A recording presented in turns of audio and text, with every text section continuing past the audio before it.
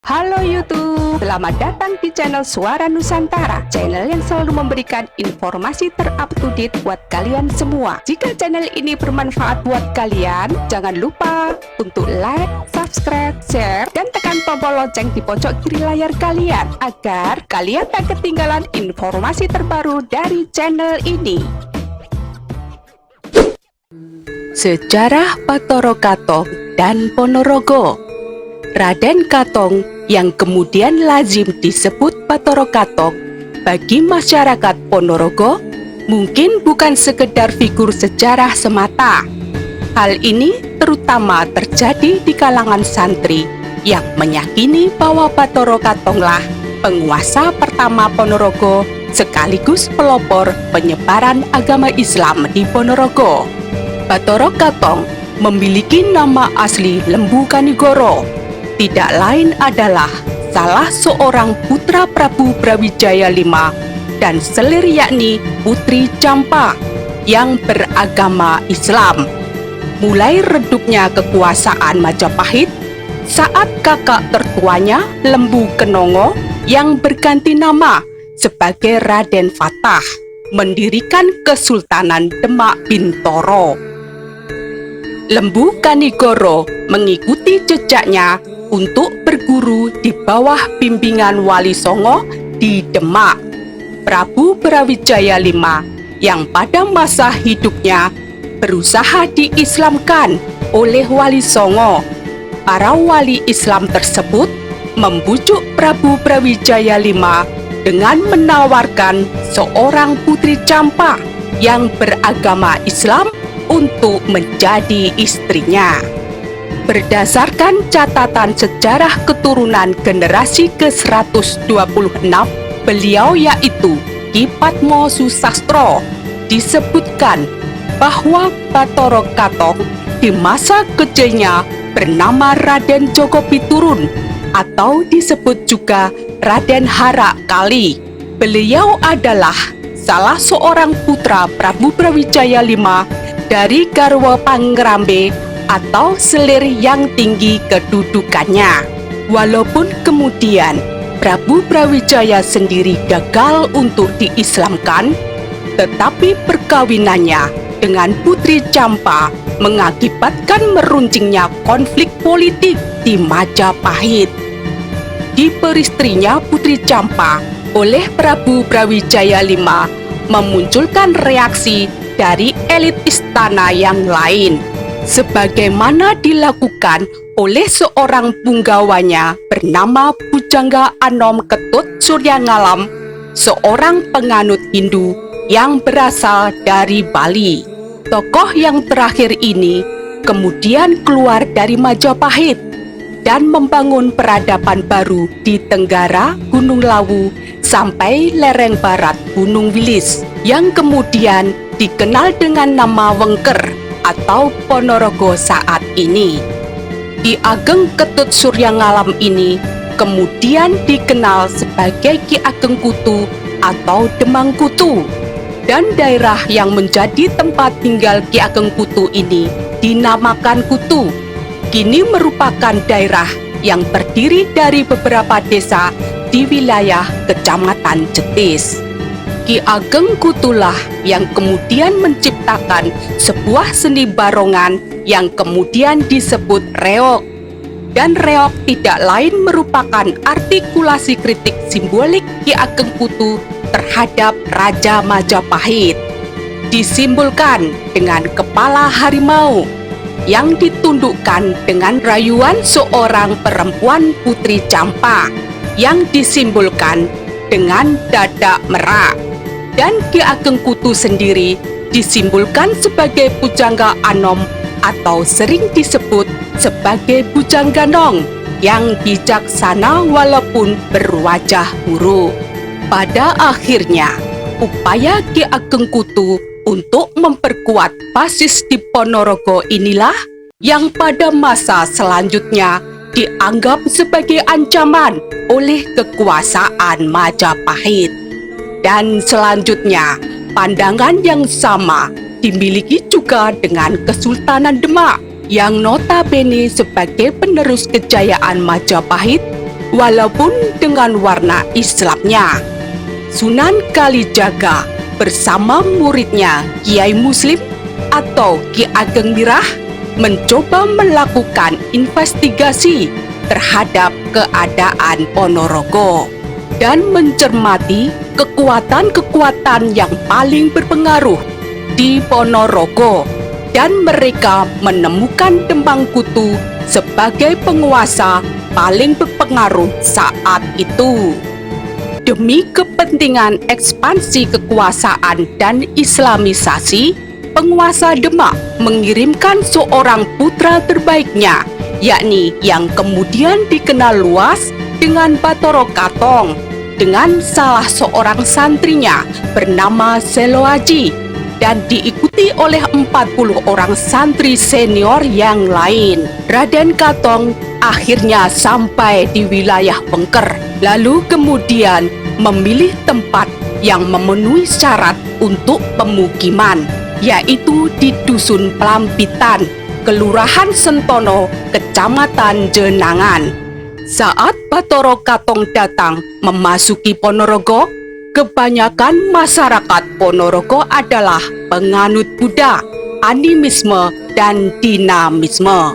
Singkat cerita, terjadilah pertarungan antara Bathara Katong dengan Ki Ageng Kutu.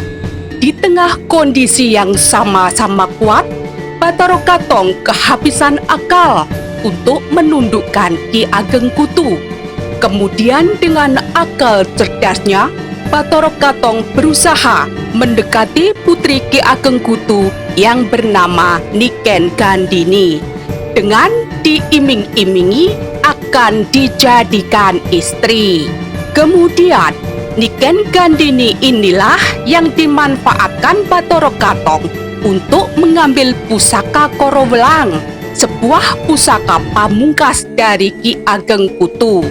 Pertempuran berlanjut dan Ki Ageng Kutu menghilang pada hari Jumat Wage di sebuah pegunungan di daerah Pringin Adop, Sambit, Ponorogo. Hal ini oleh para prajurit pengikut Kutu dan masyarakat Ponorogo, terutama dari Abangan, menganggap hari itu sebagai hari naasnya Ponorogo.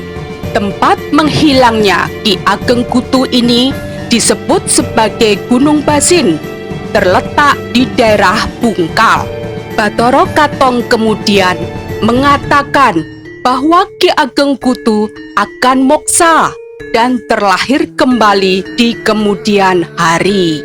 Hal ini dimungkinkan dilakukan untuk meredam kemarahan warga atas meninggalnya Ki Ageng Kutu.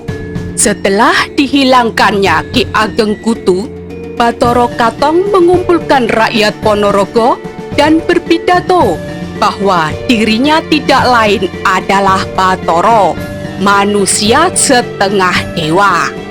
Hal ini dilakukan karena masyarakat Ponorogo masih mempercayai keberadaan dewa-dewa dan Bathara. Dari pintu inilah Katong kukuh menjadi penguasa Ponorogo, mendirikan istana dan pusat kota, dan kemudian melakukan Islamisasi Ponorogo secara perlahan namun pasti. Pada tahun 1486, hutan dibabat atas perintah Bathara Katong. Tentu bukannya tanpa rintangan. Banyak gangguan dari berbagai pihak, termasuk makhluk halus yang datang. Namun, karena bantuan Warok dan para prajurit Wengker, akhirnya pekerjaan membabat hutan itu lancar. Lantas, bangunan-bangunan didirikan sehingga kemudian penduduk pun berdatangan. Setelah menjadi sebuah istana kadipaten, Bathara Katong kemudian memboyong permaisurinya, yakni Niken Sulastri. Sedang adiknya Suromenggolo tetap di tempatnya, yakni di Dusun Ngampel. Oleh Katong, daerah yang baru saja dibangun itu diberi nama Pranaraga yang berasal atau diambil dari sebuah babat legenda Pramanaraga. Menurut cerita rakyat yang berkembang secara lisan, Pono berarti wasis, pinter, mumpuni, dan raga artinya jasmani, sehingga kemudian dikenal dengan nama Ponorogo. Kesenian reog yang menjadi seni perlawanan masyarakat Ponorogo mulai dieliminasi dari unsur-unsur pemberontakan dengan menampilkan cerita fiktif tentang kerajaan Bantar Angin sebagai sejarah reog, membuat kesenian tandingan semacam jemblungan dan lain sebagainya. Para punggawa dan anak cucu Bathara Katong inilah yang kemudian mendirikan pesantren-pesantren sebagai pusat pengembangan agama Islam. Dalam konteks inilah keberadaan Islam sebagai sebuah ajaran kemudian bersilang sengkarut dengan kekuasaan politik terhadap perluasan pengaruh dan berarti juga kekuasaan. Dan Bathara Katonglah yang menjadi figur diidealkan penguasa sekaligus ulama. Beliau kemudian dikenal sebagai Adipati Sri Bathara Katong yang membawa kejayaan bagi Ponorogo pada saat itu. Ditandai dengan adanya prasasti berupa sepasang batu gilang yang terdapat di depan gapura kelima di kompleks makam Bathara Katong, di mana pada batu gilang tersebut tertulis candra sengkala memet berupa gambar manusia, pohon, burung atau garuda, dan gajah yang melambangkan angka 1418 Saka atau tahun 1496 Masehi. Batu gilang itu berfungsi sebagai prasasti penobatan yang dianggap suci.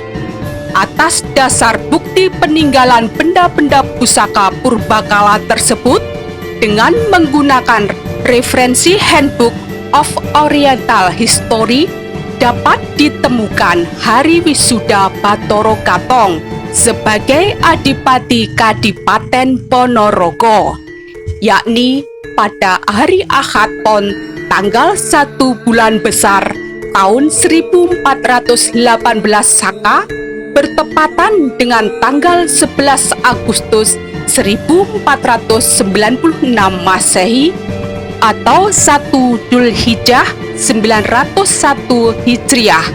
Selanjutnya, tanggal 11 Agustus ditetapkan sebagai hari jadi Kabupaten Ponorogo. Begitulah informasi sejarah Bathara Katong. Semoga bisa bermanfaat bagi kita semua. Jika channel ini bermanfaat buat kalian, jangan lupa untuk like, subscribe, share, dan tekan tombol lonceng di pojok kiri layar kalian agar kalian tak ketinggalan informasi terbaru dari channel ini.